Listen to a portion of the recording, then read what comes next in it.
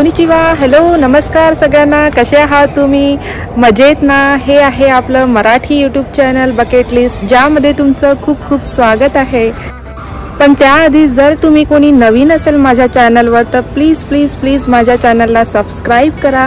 आणि जर माझे व्हिडिओ खरंच तुम्हाला आवडत असतील तर माझ्या चॅनलला लाईक करा. आणि जर तुम्हाला काही नवीन जाणून घ्यायचं असेल जपानबद्दल तर माझ्या कमेंट्स बॉक्समध्ये कमेंट्स करा. आता तुम्हाला वाटत असतील की ही डायरेक्टली म्हणते की लाईक करा, शेअर करा आणि कमेंट्स करा. तर त्यामागे पण एक रिझन आहे. कारण तुम्ही जर लाईक करा आणि शेअर करा आणि कमेंट्स करा तर मलाही असं वाटेल की माझे व्हिडिओ तुमच्यापर्यंत पोहोचत आहे आणि माझे व्हिडिओ तुम्हाला आवडत आहे. आणि मी पण माझ्याकडून पूर्ण प्रयत्न करेल, अजून मेहनत करेल आणि नवीन नवीन अजून व्हिडिओ थ्रू तुमच्यापर्यंत पोहोचण्याचा प्रयत्न करेल. तर प्लीज प्लीज प्लीज म्हणून मी तुम्हाला डायरेक्टली म्हणते की लाईक करा, शेअर करा आणि सबस्क्राईब करा. तर आजचा आपला व्हिडिओ आहे साकुरा स्प्रिंग सीझन. त्याला चेरी ब्लॉसम पण म्हटलं जातं आणि मराठीमध्ये त्याला वसंत ऋतू म्हणतात. तर ऋतूंबद्दल माझा एक व्हिडिओ आहे की जपानमध्ये किती ऋतू असतात आणि कोणत्या कोणत्या मंथमध्ये ते ऋतू असतात. तर हे सगळं मी त्या व्हिडिओमध्ये एक्सप्लेन केलेलं आहे.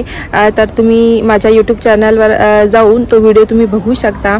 आणि आता आलेला आहे स्प्रिंग सीझन, चेरी ब्लॉसम, वसंत ऋतू, आणि त्याला सकुरासुद्धा म्हटलं जाते. तर या सीझनमध्ये खूप छान फुलं येतात. पिंक कलरचे, व्हाईट कलरचे खूप छान फुलं येतात झाडांना आणि जापान अजून सुंदर दिसते त्यामुळे. तर आमच्या घराच्याच आजूबाजूला इतकी सुंदर सुंदर फुलं आहेत.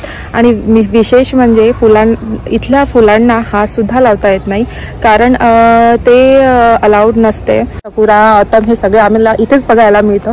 पण इथे काही काही स्पॉट असे आहे फेमस आहे स्पेशली सकुरासाठी, ऑटमसाठी.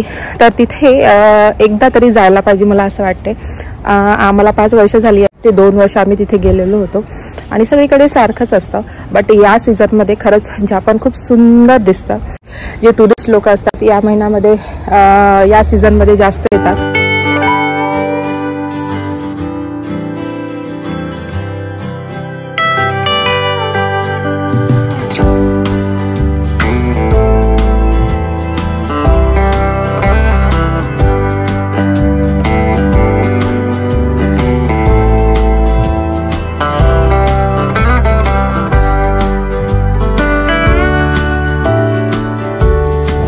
जापानमध्ये तुम्ही कुठे पण जा की झाडांना अशी टवटवीत कलरफुल फुले लागलेली असतात. आणि विशेष म्हणजे त्याला कोणी पण तोडत नाही, कोणाला पण अलाउड नसतं ते तोडण्यासाठी. इव्हन लहान मुलं पण ते तोडू शकत नाही. आणि लहान मुलांना इथे लहानपणापासूनच त्यांना ते ट्रेनिंग दिलं जातं की झाडांची फुले तोडायची नाही.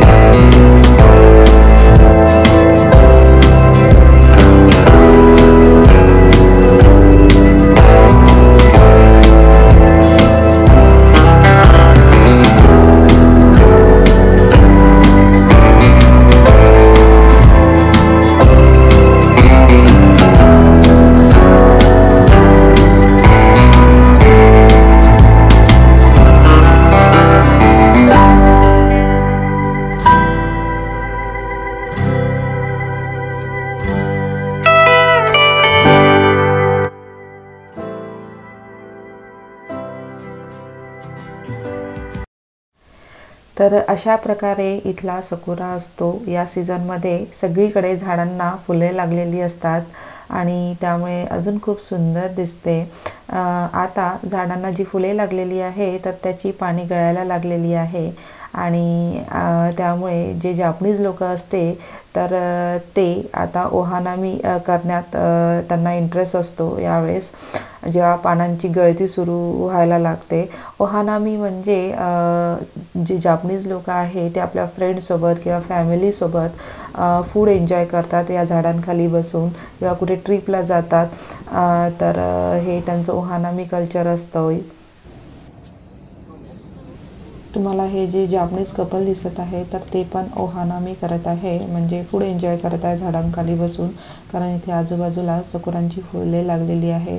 तर अशा प्रकारे इथलं जापनीज लोकांचं ओहानामी कल्चर असतं।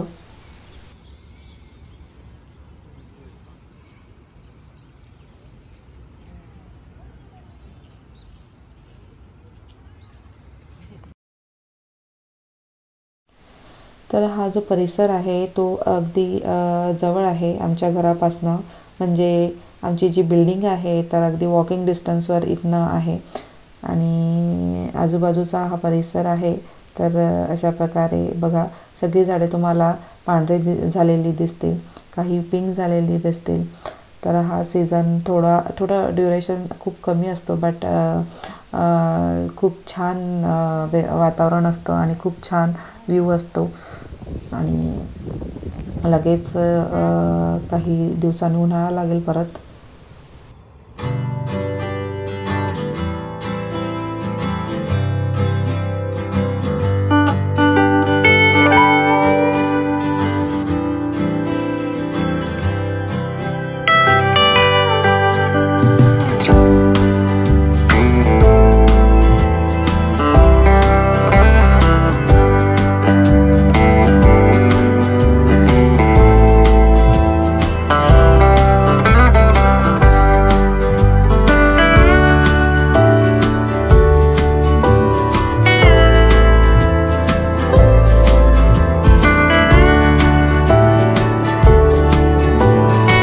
तर तुम्ही म्हणाल की इथली झाडांची फुले तोडता येत नाही, अलाउड नसतं, आणि मी कसं काय इथे फूल लावलेलं आहे, तर मी तुम्हाला सांगते की हे जे फूल आहे ते खाली पडलेलं होतं ऑलरेडी आणि ते उचलून मी इथे केसाला लावलेलं आहे। तर झाडांची फुलं इथे तोडणं अलाउड नसतं, त्यामुळे न तोडलेलीच बरं। कधी कधी आपण पकडला जाऊ शकतो, कधी कधी नाही एवढं लक्ष राहत त्यांचं। इथे काही रूल्स आहेत, ते रूल्स जपावेच लागतात, नियमाचं पालन हे करावंच लागतं।